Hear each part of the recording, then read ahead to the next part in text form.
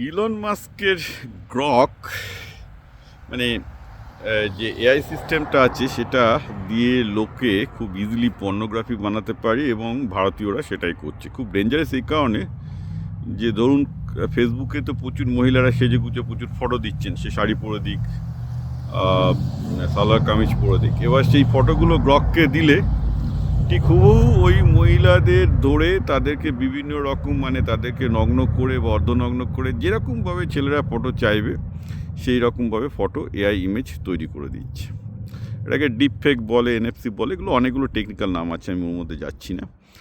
সমস্যা হচ্ছে এই যে এগুলো সাধারণত এআই বা অন্যান্য সিস্টেম ওপেন এআই এবং অন্যান্য সিস্টেমে এগুলো প্রম্পটগুলো ব্যান করা থাকে, যার জন্য কেউ এই কাজটা করতে পারে না। কিন্তু গ্রক জানি না, যেহেতু 2% অফ দ্য মার্কেট আছে, পপুলারিটি বাড়ানোর জন্য হঠাৎ করে দেখা যাচ্ছে যে এই ধরনের প্রম্পট অ্যালাউ করছে, এবং যার জন্য বিভিন্ন সাইটে হঠাৎ করে দেখা যাচ্ছে যে প্রচুর ভারতীয় মহিলাদের নগ্ন ছবি ঘুরে বেড়াচ্ছে, যেগুলো হয়তো তাদের ফেসবুকে পোস্ট করা খুব ভদ্র, রুচিশীল, রক্ষণশীল ছবি, কিন্তু সেগুলো হঠাৎ করে দেখা যাচ্ছে যে নগ্ন অর্ধনগ্ন ছবিও ঘুরে বেড়াচ্ছে। তো এই ব্যাপারটা এখন খুব ডেঞ্জারাস জায়গায় চলে গেছে, কারণ কত যে এতে ক্ষতি হচ্ছে বলা খুব মুশকিল।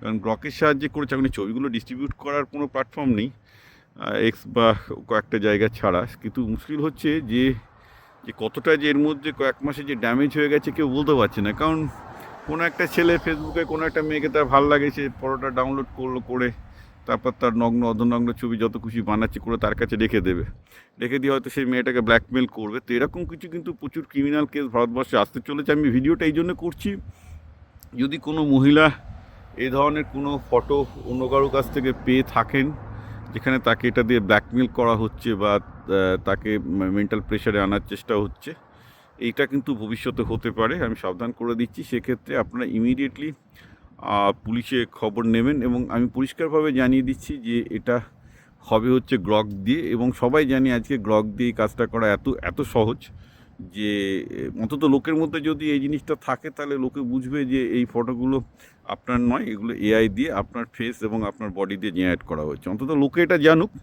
যে আজকের দিনে এটা করা অত্যন্ত সহজ হয়ে গেছে এআইয়ের জন্য।